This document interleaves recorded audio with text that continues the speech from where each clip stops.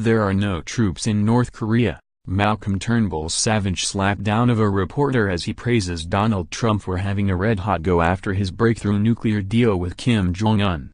Malcolm Turnbull today slapped down a muddled journalist who asked him if he was worried about American troops pulling out from North Korea instead of South Korea. The reporter asked at a press conference in Canberra, "Are you worried about the pullout of American troops from North Korea and possibly Japan as well?"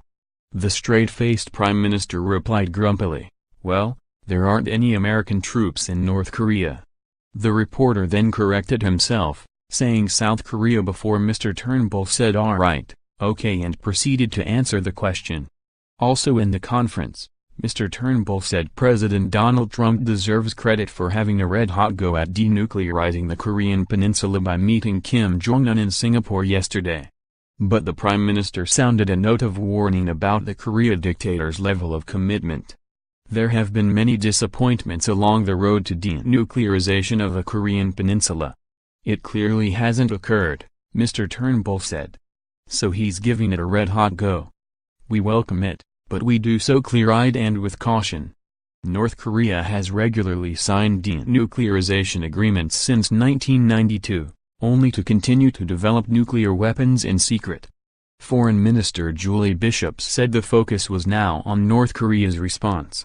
The test now is this declaration that was signed with the U.S. president in front of the world's media that must stand, and the onus now is on North Korea to prove that it's genuine, she told reporters. That four-point agreement adds scant detail about how to verify any steps North Korea takes toward complete and irreversible denuclearization.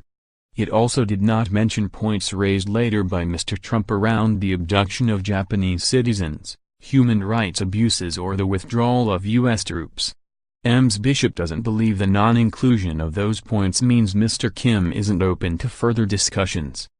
It was one meeting and we should never have expected that everything would be resolved in one meeting, she said, adding it could take months or years of further work.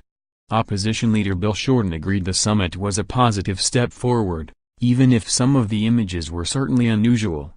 "I wouldn't be opening the champagne bottles and popping the corks. People have been down this road before. But I'm not also going to be unduly negative," Mr. Shorten told reporters in Perth. Denuclearization will be the first step toward peace on the peninsula, and Australia and the International Atomic Energy Agency have both offered to verify the progress. Mr. Trump and Mr. Kim promised to work towards building a lasting and stable peace on the Korean peninsula and to repatriate remains of prisoners of war and those missing in action during the Korean War.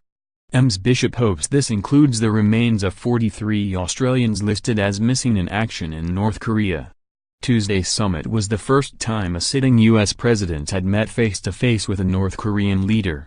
Mr. Trump said he had formed a special bond with Mr. Kim, who said he and Mr. Trump had decided to leave the past behind.